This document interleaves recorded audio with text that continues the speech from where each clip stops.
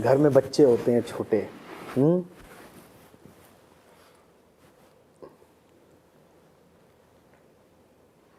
उन्हें कुछ ना कुछ उपद्रव करना है। जैसे जैसे बड़े होने शुरू होते हैं, 1.5-2 साल के हो गए, उनकी ऊर्जा बढ़ने लगती है और काम धंधा भी कुछ है नहीं, स्कूल में भी अभी प्रवेश मिला नहीं। तो जो 2 साल वाले होते हैं बड़े खतरनाक हो जाते हैं, क्योंकि ये चलते भी हैं, ये बोलते भी हैं, ये पालने वाले नहीं हैं, ये अब पालने में नहीं पड़े हैं, ये चलते हैं, ये बोलते हैं और जिम्मेदारी इन पर कुछ है नहीं। तो ये तोड़ फोड़ मचाएंगे, ये करेंगे, वो करेंगे, जो ही चीज मिलेगी ये उसी चीज को पकड़ना चाहेंगे। अभी यहां पर कोई 2 साल का बच्चा बच्ची हो और उसको उधर छोड़ दो, तो अब तक उसने ये सब कुछ आजमा लिया होता, ये पकड़ लिया होता, इसको चख लिया होता, कैमरे में जहां जहां बटन दबाए जा सकते थे दबा दिया होता, मेरे बाल खींच लिए होते, इसकी दाढ़ी बांध दी होती, सब कर डाला होता। एक काम और ये करते हैं 2 साल के बच्चे, जानते हो क्या? ये अपने शरीर को भी खिलौना बनाते हैं। उसकी शुरुआत पहले से ही हो चुकी होती है, जब वो 3-4 महीने 5 महीने के होते हैं। कभी अंगूठा चूसेंगे, कभी पाँव का अंगूठा पकड़ लेंगे, कभी पाँव का ही मुंह में डाल लेंगे, कभी कुछ करेंगे और शरीर से खेल रहे हैं, क्योंकि उन्हें कुछ तो चाहिए। मन चंचल है, उसे कुछ तो पकड़ना है, किसी न किसी चीज से तो उपद्रव करना है। तो ये बच्चे ऐसा भी करते हैं कि अपना जननांगी पकड़ लेंगे, फिर माताएं आती हैं छुड़ाने, छोड़ छोड़, गंदी बात। ये नहीं करते, और वो कुछ नहीं कर रहा है, वो अपना बैठा हुआ पकड़े हुए है, अपना खेल रहा है मस्त। उसको भी बोध नहीं है, उसको चाहिए कुछ, उसे खिलौना चाहिए। वो बुरा बच्चा नहीं है, उसके ऊर्जा बहुत है, उसे खेलना है। तो फिर माँ ला करके उसको कोई खिलौना दे देगी, कोई और कुछ विधि लगाएगी कि ये व्यस्त हो जाए। वही हाल वयस्कों का है। वो 2 साल का बच्चा कहीं खत्म थोड़े ही हो जाता है। वो 2 साल का बच्चा लगातार हमारे भीतर बना रहता है। उसको अगर तुम जीवन में कोई सार्थक खिलौना नहीं दोगे, तो फिर वो अपने ही अंगों को पकड़ के खेलेगा।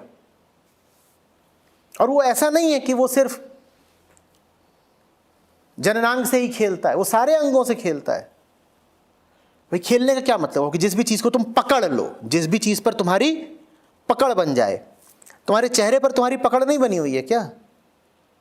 देखा है कितनी बार अपने चेहरे को देखते हो? कोई तो बोल रहा था कि कंघी करता हूं और बाल कितने टूटे हैं गिनता हूं।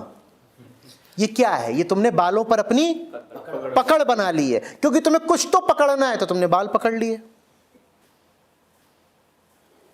कभी चले जाओ ये जो सैलून होते हैं, वहां देखो चेहरा कैसे पकड़ा जाता है, पांव का अंगूठा कैसे पकड़ा जाता है। और देवी जी बैठी हुई कह रही हूं और घिसो, और पांव के अंगूठे घिसाई चल रही है। जिंदगी में कुछ करने को ही नहीं है और तो 3-3 घंटे अंगूठा घिसा जा रहा है। ये वही छोटा बच्चा है जो अपना अंगूठा चूस रहा था, जो अपना शिश्न पकड़ के बैठ गया था। वही देवी जी वही है बिल्कुल।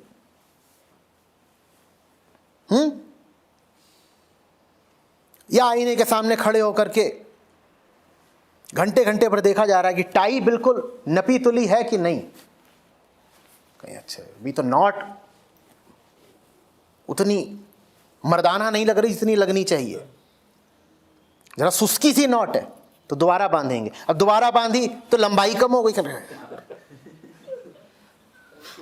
बेल्ट तक जानी चाहिए ना, नाभि पे रुक गई, तो फिर खोली गई, फिर ये क्या कर रहा है?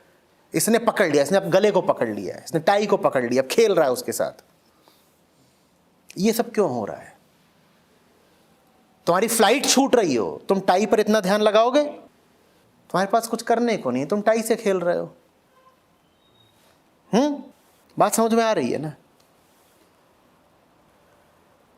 तो ये सब उपद्रव जिनकी बात करी, ये कुछ खास नहीं है। हम शरीर के हर हिस्से के साथ खेलते हैं। ऐसा नहीं है कि हम सिर्फ यौनांग को ही पकड़े हैं। कान छिदवा रहे हो, ये क्या कर रहे हो? बाह पर टैटू बनवा रहे हो, ये क्या कर रहे हो? बोलो। भौहें नुचवा रहे हो, ये क्या कर रहे हो? पांव के बाल छीले जा रहे हैं, ये क्या कर रहे हो? पर पांव के बाल छीले जा रहे हैं, इसको तुम गलत मानते ही नहीं। हाँ, यौनांग कोई पकड़ ले, तुम कहोगे गंदा आदमी है। और जो अपनी वैक्सिंग करा रहा है वो गंदा आदमी नहीं है। उसकी भी तो सारी आसक्ति शरीर से ही है ना। जो अपनी जांघ के बाल छिलवाए और जो अपने यौनांग के बाल छिलवाए, दोनों में कोई विशेष अंतर है? पर एक को तो तुम कह दोगे नहीं कोई बात नहीं, ये तो सामान्य बात है। देवी जी हर 15 दिन में जाती हैं बाल छिलवाने, उसको तुम बुरा मानोगे ही नहीं। ये दाढ़ी छीली जाती है रोज, ये क्या है? बोलो।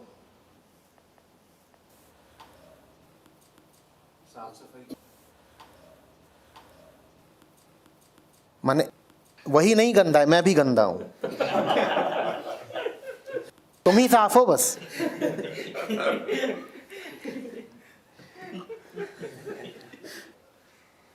ये शरीर से आसक्ति नहीं है क्या? बोलो कि रोज छील रहे हो।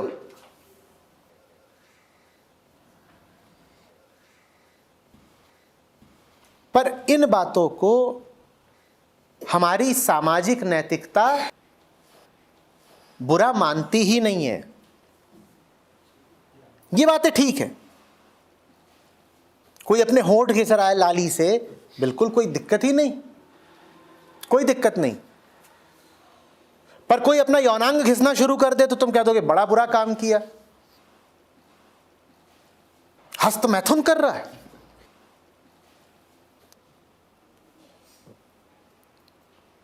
बताओ पहले। आसक्ति आसक्ति सब एक है। देह में तुम नाक से चिपक जाओ कि पेट से चिपक जाओ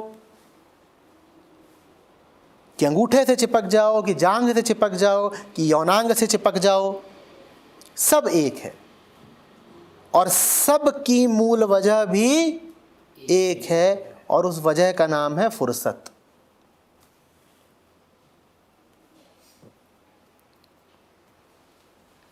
उनको अपने से श्रेष्ठ मत मान लेना जो यौनांग की अपेक्षा बालों से चिपके रहते हैं।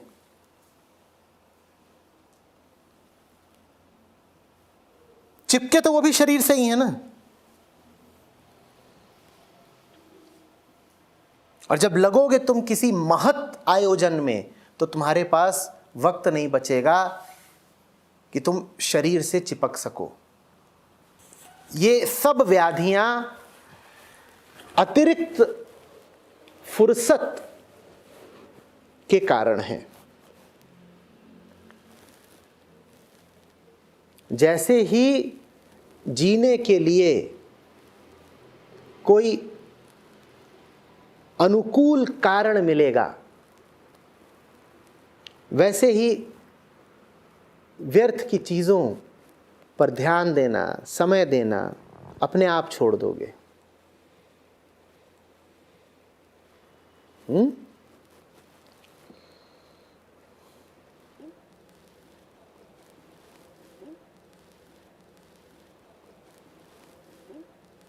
तुमने कहा ना ऊर्जा का ऊर्ध्वगमन, ऊर्जा का ऊर्ध्वगमन यही होता है। ऊर्ध्व माने जो ऊपर की तरफ है। कोई ऊपर वाला काम करो तो नीचे वाली आफतें अपने आप बंद हो जाएंगी। कोई ऊपर वाला काम करो और नीचे की आफतों पर जितना ध्यान दोगे वो बनी ही रहेंगी, तुम्हारे ध्यान देने से वो कम नहीं हो जाने वाली। शरीर या मन के ऊपर इसका कोई साइड इफेक्ट नहीं आता? तुम्हें अभी यही व्यक्तिगत चिंता सता रही है कि मेरे शरीर पर क्या साइड इफेक्ट आ जाएगा, या मन के ऊपर? वो भी तो व्यक्तिगत चिंता ही है। मैं कह रहा हूं उद्देश्य होना चाहिए तुम्हारे व्यक्तित्व से कहीं आगे का। जैसे अपने व्यक्तिगत सुख के लिए तुम काम चिंतन करते हो, वैसे ही अपनी व्यक्तिगत सुरक्षा के लिए पूछ रहे हो कहीं कोई साइड इफेक्ट तो नहीं हो जाएगा। ले देकर अटके तो रह गए किसमें? शरीर में और अपने ही व्यक्तित्व में। तो ये प्रश्न ही व्यर्थ है ना कि मेरे ऊपर कोई व्यक्तिगत कुप्रभाव तो नहीं पड़ेगा। अरे व्यक्तिगत सुप्रभाव भी बुरा है, तो मैं व्यक्तिगत कुप्रभाव की क्या बात करूं? जब तक तुम व्यक्तिगत में ही फंसे हुए हो तब तक ये सब चलता रहेगा। फिर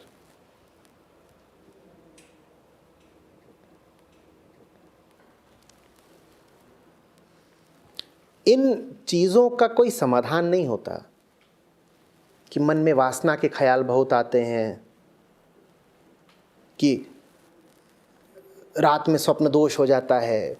इनका कोई समाधान नहीं होता। इनसे बस आगे बढ़ जाया जाता है कि ये छोटी बातें हैं, हम इनसे आगे बढ़ गए, ये बातें अब हमें कहीं नजर ही नहीं आती, न जाने कहां पीछे छूट गई।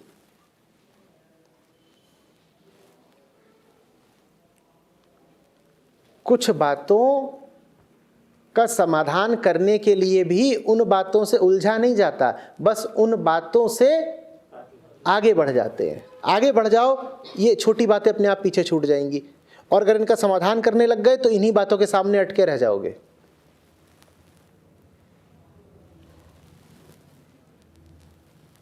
दिन भर करो किसी सार्थक काम के लिए जमकर मेहनत, ऐसी गहरी नींद आएगी फिर कि न स्वप्न दोष।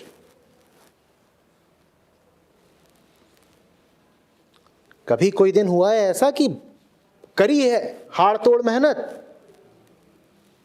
तब जो नींद आती है वो सुषुप्ति कहलाती है, उसमें सपना ही नहीं होता। और जब सपना ही नहीं होगा तो स्वप्न दोष कहां से आ जाएगा? पर उतनी मेहनत तो करो, और उतनी मेहनत तो प्रेम ही करवाएगा।